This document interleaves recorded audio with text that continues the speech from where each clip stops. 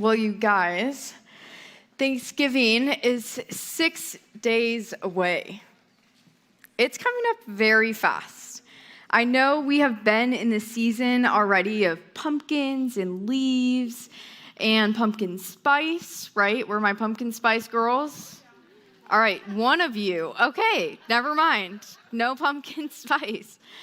But Thanksgiving is a whole different ballgame, right? You know this to be true because in the next 6 days, you have agreed to bring a turkey and a pumpkin pie to your family Thanksgiving.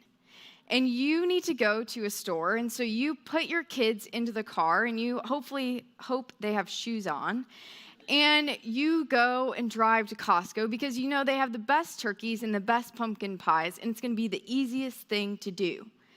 But it takes you 15 minutes to park at Costco because everyone decided to go to Costco on the same day that you decided to go to Costco. And by the time you get into Costco, you realize they're out of pumpkin pie, so you're going to have to go to another store and bring your turkey and your kids to the next store. So you're going to go to the next store, and you're going to realize they have pumpkin pie, but they don't have whipped cream, and your great uncle is going to be upset if you don't have whipped cream with your pumpkin pie. So that means you're already on to your third store of the day with your two kids who are hungry, a turkey in the back, and now a pumpkin pie. You finally get your whipped cream, and you start on your journey home, and in your mind, you're thinking, am I going to marinate the turkey? How do I cook a turkey? Is there room for a turkey in my fridge? Is there room for the pumpkin pie in my fridge?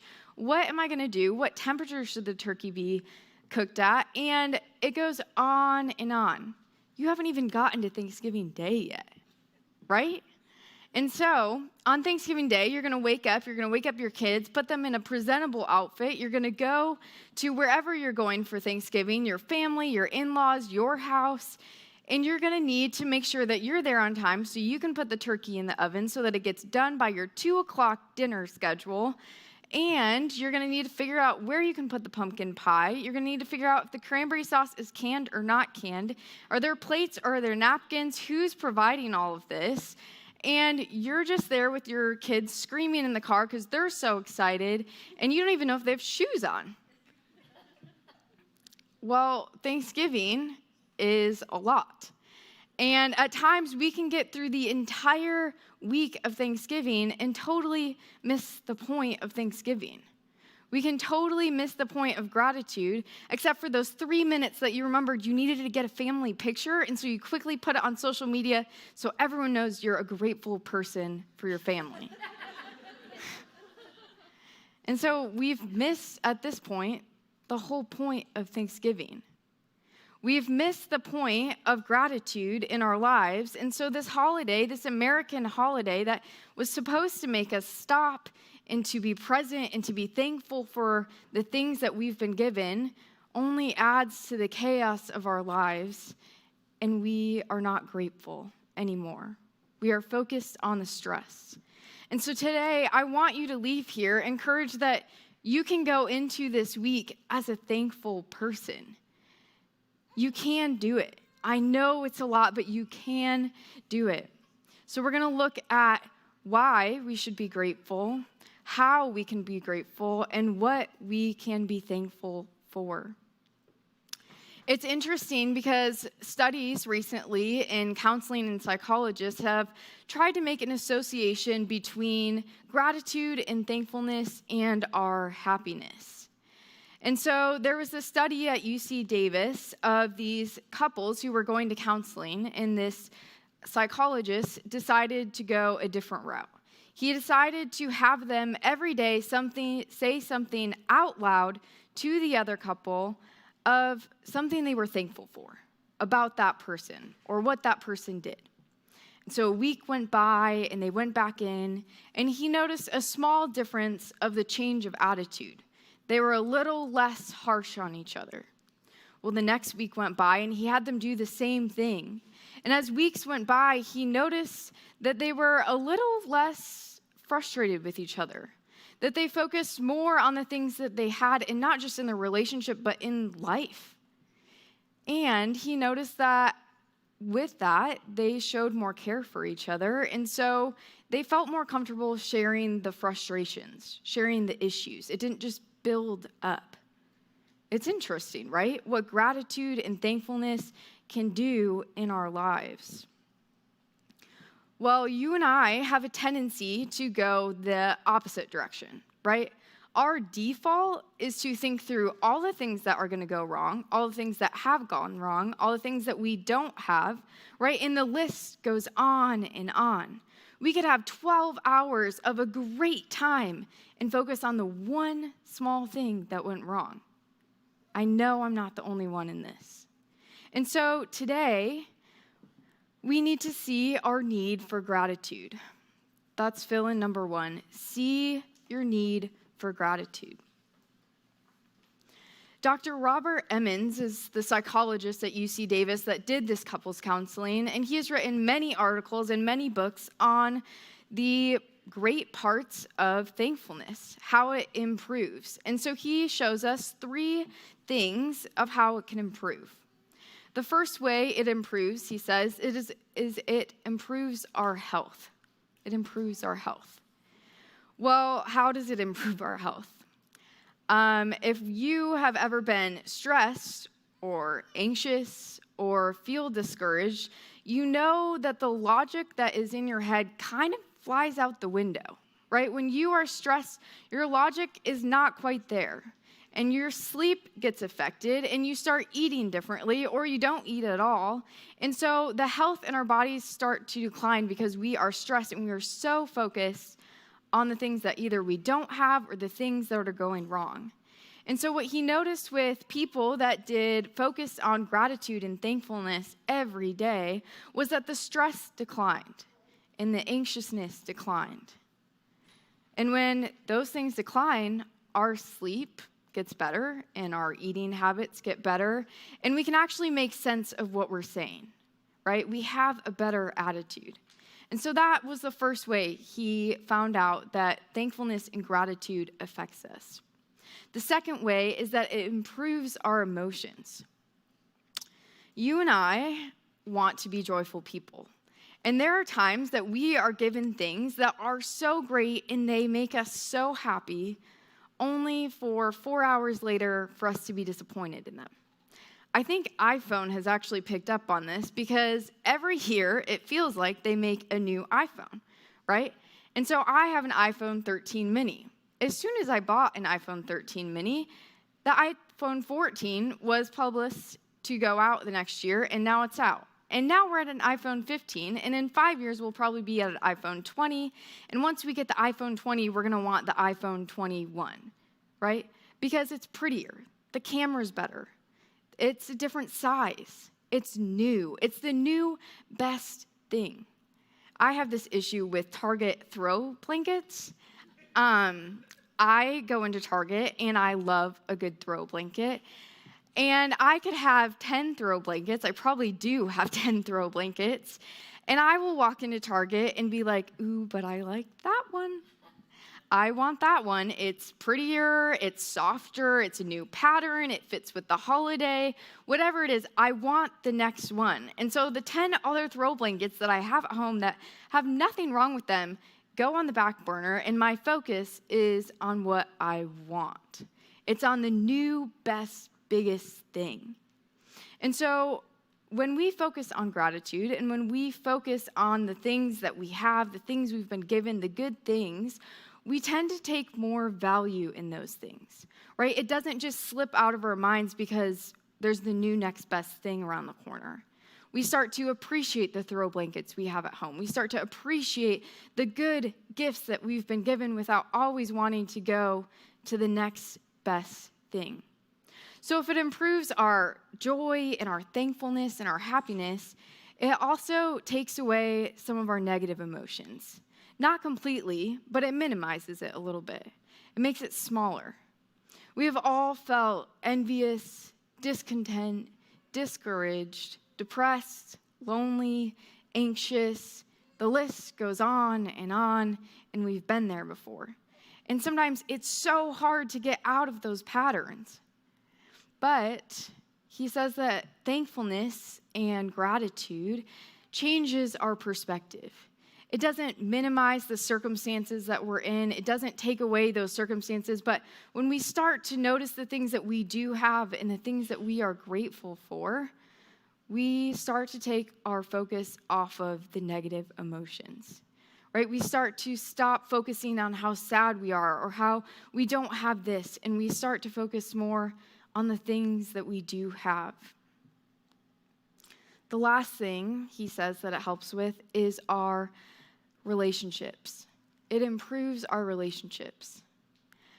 I've already told you about the couples study that they've done, but a different university over in Pennsylvania did a different study. They wanted to see the difference between managers and coworkers and how that affected the workspace, how thankfulness affected the workspace.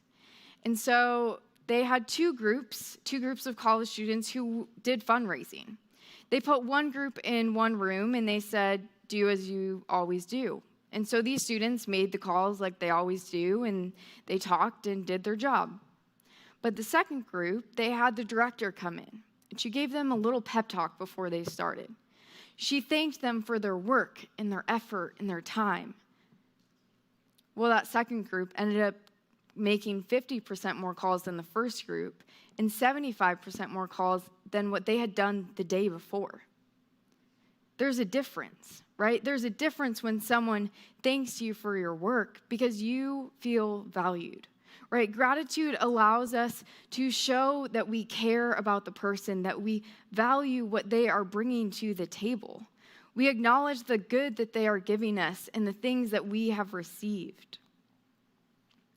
Well, you might be thinking, well, that's great, but I would love to have, less stress. I would love to sleep more. I would love to have better relationships, but gratitude is hard. I wake up and I point out already the negative things that are happening. I wake up and something is wrong within 5 minutes. Gratitude is hard. Yes, you're right. Gratitude is very hard. And so that's why gratitude takes intentionality and it takes effort. And this is our second fill-in. Every day, we need to choose to be grateful. We need to choose to be grateful. It's like if I were to set the goal of eating healthier, which I have done. And I wanted to eat healthier, and so my mindset was, I'm going to eat healthier. But then I just kept eating the same things I normally eat. I'm not going to eat healthier if I keep eating the same things I normally eat, right? Well, it's similar with gratitude and thankfulness. We can set a mindset of, well, we want to be a grateful person and we want to live a thankful life, but I'm just going to keep doing what I normally do. I'm going to wake up and I'm just going to be a negative person, right? We have to be intentional and we have to choose every single day that we are going to be a grateful person, that we are going to notice the things that have been given to us. Every single day. This is a thing that we have to choose. There's this quote that I really like by Elizabeth Elliot, and she says, "It's always possible to be thankful for what is given than to complain about what was not. One or the other is going to become the habit." Right? We can choose to complain and to think about all the negatives, and when we do that, we are building up a habit of choosing that. But there's hope because you can choose to be grateful. You can choose to build that habit of being thankful over and over and over again, even though it's hard. Remember, our tendency is to go the negative. It's to think the negative. And so every day we wake up and we need to choose it. Well, how are we going to do that, right? How are we going to do that? You could look up many different articles on Google and say, how do I become a thankful person? And it would give you a list of things that you could do. And at times, it feels really overwhelming because it's like, well, how do I just pick one? So I'm here to give you a few ideas of how we can start to be a thankful person, how we can start to create that habit in our lives. And the first one is to say it. To say it. Sometimes when we say thank you, it seems very small. Sometimes I think thank you in my head, and it never gets out of my mouth. The other day, my husband cleaned the bathroom, which I was very grateful for, and I realized later on that I never said thank you out loud. But I definitely thought it in my head. He just didn't know by my attitude. He didn't know because I didn't say anything. Why didn't I get it out of my head into my mouth, right? Like, why can't I just say, thank you so much for cleaning the bathroom. It looks great. I stopped in my head. And so often, our thank yous stop in our head, especially when you think they're supposed to be doing that. So why would I say thank you to them, right? When your husband puts away his shoes like he's supposed to do, why would I say thank you to him for putting away his shoes? That's just, what he's supposed to do. No, we actually have to be intentional, and we have to get it out of our head and out of our mouth to the person that we're grateful for. Because ultimately, they are doing you a favor, so you don't have to put away the shoes, or you don't have to clean the bathroom, whether or not it's their job or not. They are giving you something. They are giving you your time. They are giving you their energy. We should be grateful for that. And so there's a few different areas that we can say thank you, and a few different people that we can say thank you to. The first I've already mentioned is our husbands. Have you ever woken up in the morning and said, thank you, honey, so much for going to work for our family today? When was the last time that you thanked your husband for going to work and working hard? When he comes home, do you say thank you for working hard today? Our family really appreciates it. I really appreciate it. Thank you for cleaning the bathroom. Thank you for doing the dishes. Thank you for taking the kids for 10 minutes. Right? It goes on. And so often it just gets stuck in our head, or we don't even think about it. We need to be more intentional. We need to choose to say thank you. Our kids, right? Sometimes our kids are given chores. It's something they have to do, right? And they hopefully do it, and they need to obey you. Have you said thank you to your kids for doing their job? Thank you for putting away your dishes. That really helped mommy out today. Thank you for listening to me. Thank you for obeying me. Right? We need to give thanks to our kids as well. Our parents, our family, right? I think just because I'm grown, I often think about things that I'm thankful for that my parents taught me. I don't know if I have ever said it to them. I've thought it, and I've maybe told other people that I'm really thankful for the way my parents raised me in this. But why don't I just pick up the phone and call them? Just because they live in Michigan doesn't give me an excuse to not thank them. We have phones. I can pick it up and say, thank you so much for raising me in this. But we don't, right? So we need to be more intentional with that. With the people around us, right? The person at the grocery store that bags your groceries, yes, it's their job to bag your groceries. But it's also our job to say thank you. They are doing us a favor. They are helping us if we have kids screaming, and the last thing you want to do is put your fruits and veggies in a bag. They do that for us. We need to say thank you. Well, we all know that we can say something and not totally mean it, right? We've been in the scenarios where the parent says, say thank you, and the kid goes, thank you. And you're like, they don't mean it, right? They don't mean it. Well, sometimes we can be that way even when we say thank you and we're adults, right? We can say thank you and we don't really mean it, or we don't really want to say it. And so we also not only need to say it, but we need to show it. We need to show it. And there's a few ways that we can show it. The first that came to mind were thank you cards. Thank you cards. Thank you cards are not on the say it, they are on the show it, because thank you cards, if you've ever written one, you know it takes time and energy, right? You have to get a card, you have to sit down somewhere, you need to write some words, and then you need to post it, put it in the mail, and send it. All those are actions. Yes, you're going to say nice things in the letter, but it takes time and it takes energy, and it's more than just saying thank you to their face. Thank you cards. I have an epic fail of thank you cards. My husband and I, we got married last year. And you know when you get married and everyone gives you the gifts, right? And so you write down the gift, and then you write down who gave it to you, and then you are like, I'm going to get these thank you cards out so fast, everyone's going to be so surprised. And so when we first got married, I was on a good roll, right? I would send out a few, and I sent them to my grandparents and my uncles and aunts, the ones that really care about the thank you cards. And I worked really hard and had to be intentional to send these thank you cards out. But then time kept going, and, we're into March, and I still haven't really sent them out. I've sent some out, but not all of them, and I have about 100 left to go. It's a lot of work, and it feels kind of late, but okay, I'll send a few more out, and, tomorrow I'll send more out. Well, I just got busier and busier.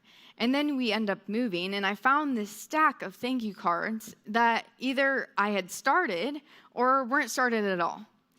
And I was like, I'm going to set this on my dining room table, and I am going to send these thank you cards out, because I knew I was going to talk on this talk. And I knew I was going to say thank you cards, and I felt like I couldn't teach on thank you cards if I didn't send these thank you cards out.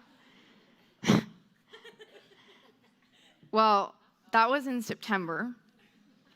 We just celebrated our 1-year anniversary, and the cards are still on my table. They're still on my table. And yeah, it's a funny story in some ways, but really it's a story of me not choosing to be thankful. Because I do have all the time in the world. I could not watch a TV show. I could sit down and write 10 thank you notes and get it done. If I wrote a thank you note a day, I would have been done a long time ago, right? A thank you note a day. But I didn't. I dropped the ball, and I was not intentional with it. So you'll be happy to know I've made a new goal to get them all out by December 25th. And it's embarrassing. My husband has been like, these are so late. And I'm like, I know, but we just got to do it. We got to do it. We have to finish writing these thank you notes. It's important. It shows that we care about them. It shows that we're thinking about them. It shows that we appreciate the things that they've given us. Don't be like me. Don't fail to write your thank you notes. Christmas is coming. Buy a little pack of thank you notes at Target. Write a few lines down and send it, right? Sometimes I think sending is the hardest part, but we got to send it. The next thing is to do something for someone else. Do something for someone else. Have you ever had a friend say something very kind to you and it stuck with you?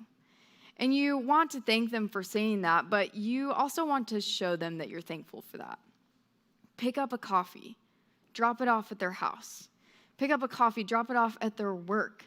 Do this with your parents. Do this with your friends. Do this with your husband, right?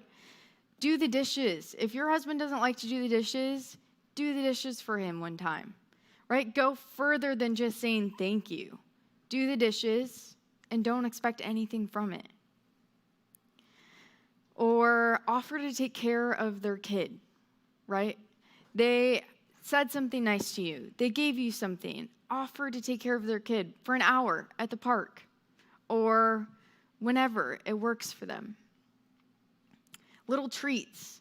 There's someone that I know that every time that someone does something for them, she gets them little cake pops. She makes them and she puts a bow on them and she puts them in a bag and she, 2 cake pops. It doesn't have to be this magnificent thing. It's 2 cake pops, but it shows time and effort and that she cares and that she appreciated the help.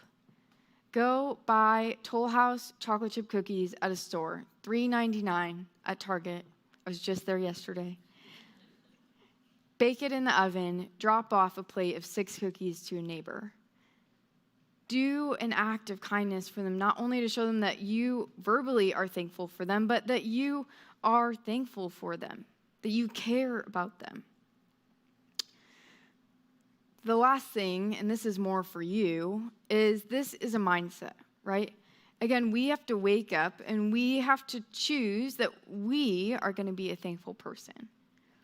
And so sometimes it's as simple as changing our mindset.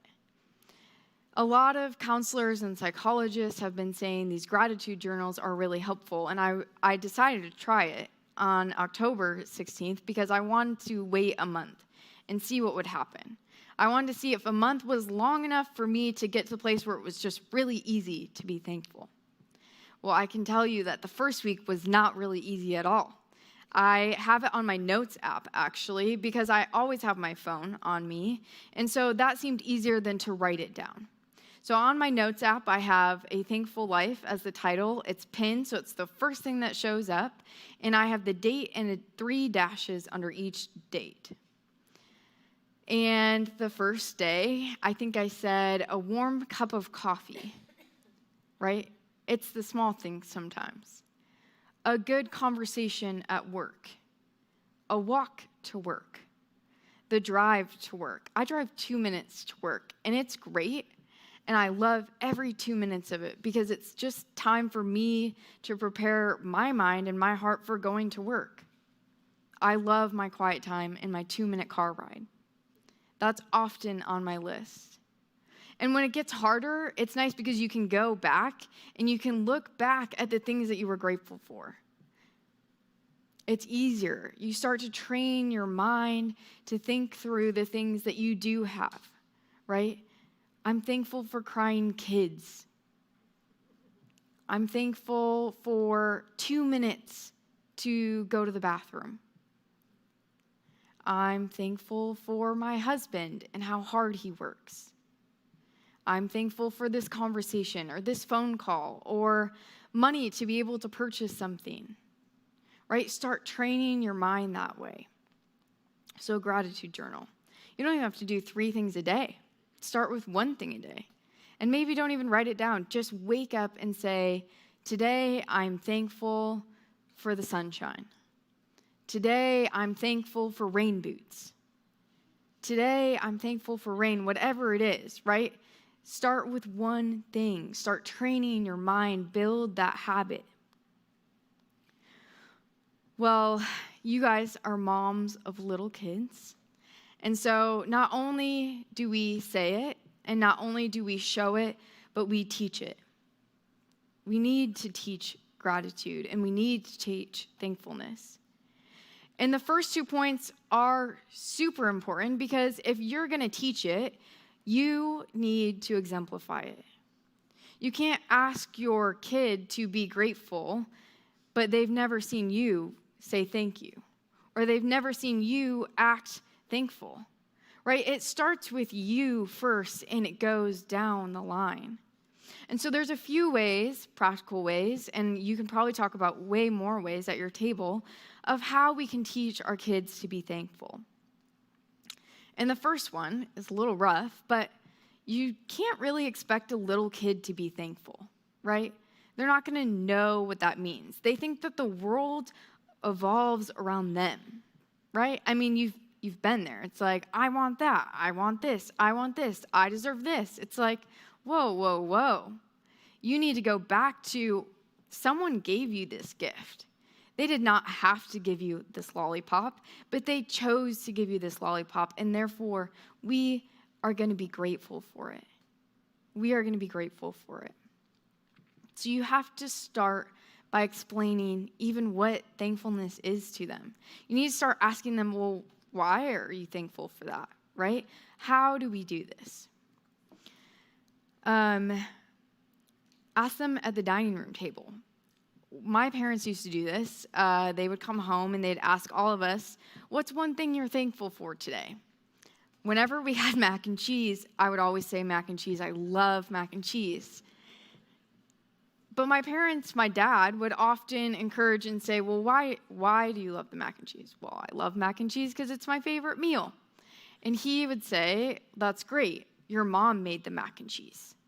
You should be thankful for your mom because she made the mac and cheese. And my mom would often say, well, your dad worked and made us money so we could have the mac and cheese, right? And so slowly they started teaching us that it's not just the mac and cheese I'm thankful for. I'm thankful for the work that my mom put into making the mac and cheese and the time. And I'm thankful for my dad and his work because that's how we can sit here and be thankful at this dining room table. So start asking them. Maybe it's going to be mac and cheese, and that's okay, right? Maybe when they're 9 years old, they'll be able to go around and say thank you to other people because you've started them young. Right? If we expect a 9-year-old to say thank you, but we haven't been teaching them how to say thank you, why would they say thank you to someone that gives them something? So we have to start now. We have to start small. Thank you notes. Yes, kids can write thank you notes. They really can. It doesn't have to be long. It doesn't have to be 4 paragraphs long. They can write thank you for this blue car. My favorite color is blue, right? Or if they can't write it, they can dictate it to you, and you can write it. Teach them to be thankful by writing thank you notes. Christmas is coming. They're going to get gifts. Show them that you're a thankful person. Show them that they can be a thankful person, that they can show gratitude to those that give them good gifts. The other thing is, like the You Did It posters, and they have little squares or circles, and if they've done their chores for a week, they get a sticker, and then at the end they get a prize. Or potty training, right? It's like you have 10 days to not go to the bathroom. If you make it through all 10 days, you get a prize. Do this for thankfulness. It's the same thing. You have to create the habit, right? So if they go out to the store and someone gives them something, or someone says something to them, and they say thank you, a gold star goes on it. And if they say thank you for multiple days in a row, they get a prize, right? Teach them that thankfulness is a good thing, that it's a gift to be able to have good things. Well, you might be feeling like there's really nothing to be thankful for. You don't know my family situation. You don't know my holiday situation. You don't know what's going on in my life. You don't know how hard it's been financially, or you don't know how hard it's been relationally. And you're right, I don't know. But I've been in those seasons, and those seasons often come in days, right? One day is really good, and the next day you just feel like you got hit by a train. Nothing seems great. It seems so hard to be thankful, even by waking up in the morning. But can I encourage you that there is always something to be thankful for, every single day. The Bible teaches us that every good gift comes from above. It comes from God.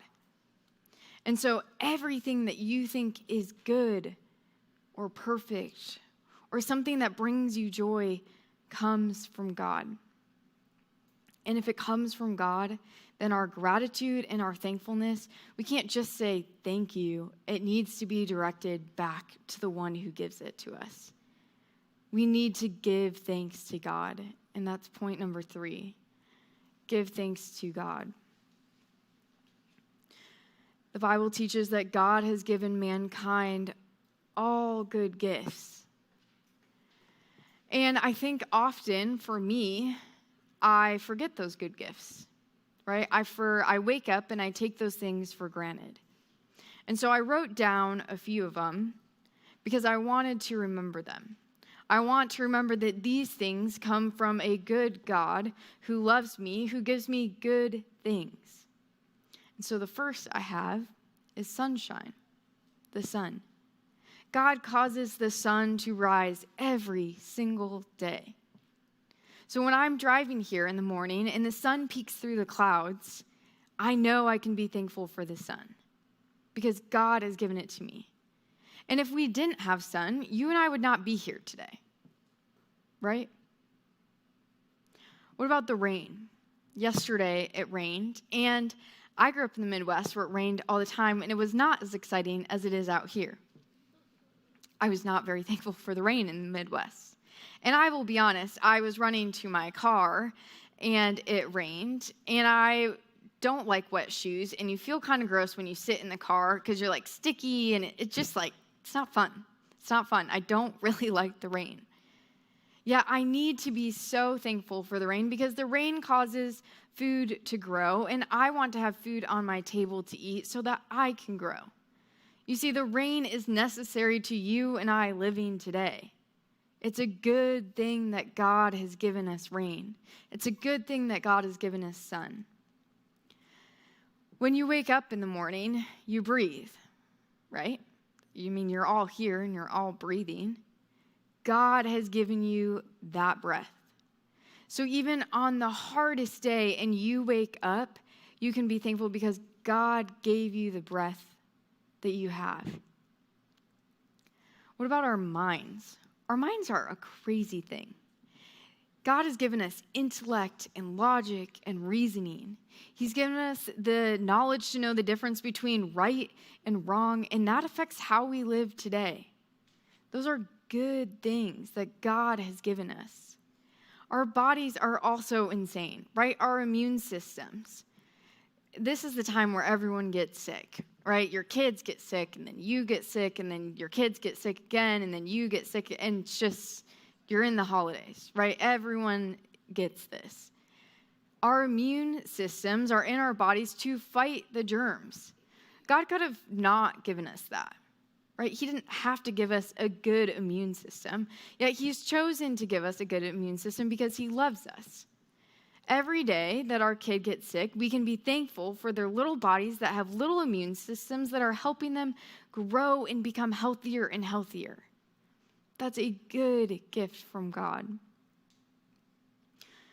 Well, every day we can wake up and be thankful for what God has given us.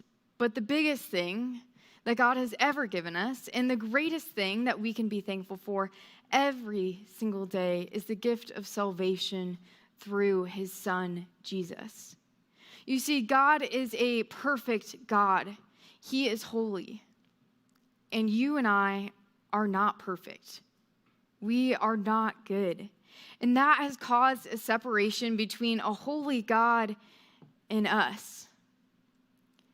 But God loved us so much, and he cared for us so much that he made a way through his son Jesus that we can be in relationship with him forever.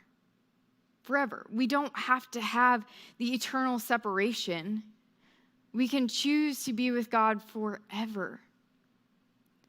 Every day that it's hard, we can choose to be thankful for the sun and for the breath that we have, but ultimately we can choose because we can be in relationship with God eternally. That is the greatest gift that we have, and it's the greatest thing that we can be thankful for. Well, there's this story in the Bible that is very fitting for this passage or for this topic. And it's the story of 10 men. They were 10 lepers. And lepers were, it was this disease, the skin disease back in the day, where it was very contagious and it was very gross. They would have boils and just all these skin problems. And the priests back in the day would say, if this happened to them, that they had to leave. They had to leave their home, they had to leave their community, they had to leave the life that they knew, and they had to go on their own. They were on their own. And so one day Jesus is walking and these 10 lepers stand from a distance, right? Because that's all they could, and say, help us. Help us. And he says, go show yourselves to the priests. I'm sure they were a little confused because they could tell that they have boils on their skin and that their skin is not clean yet. So why would they go to the priests? But they go to the priests anyways, and as they're going, their skin becomes clear. It's healed. Jesus had healed them. And so they were so excited that 9 of them kept going. They wanted to go to the temple. They wanted to get back to their lives. They wanted to be cleared. But one of them turned back, and he went back to Jesus because he knew that the only way that his skin was cleared was through Jesus. So he went back and he fell on his knees and thanked the giver of every good gift. You see, ladies, we don't want to be the 9 that keep going on with life and we just take these things for granted. We want to be able to go back to Jesus. We want to be able to go back to the giver of every good gift and thank him for everything that he has given us. We want to live a life of thankfulness, and this is where we start. We start by acknowledging what we've been given and who has given it to us, and then we live a life of thankfulness by saying thank you to God. So, thank you. And do not expect a thank you note from me unless it's a 1.5 years away.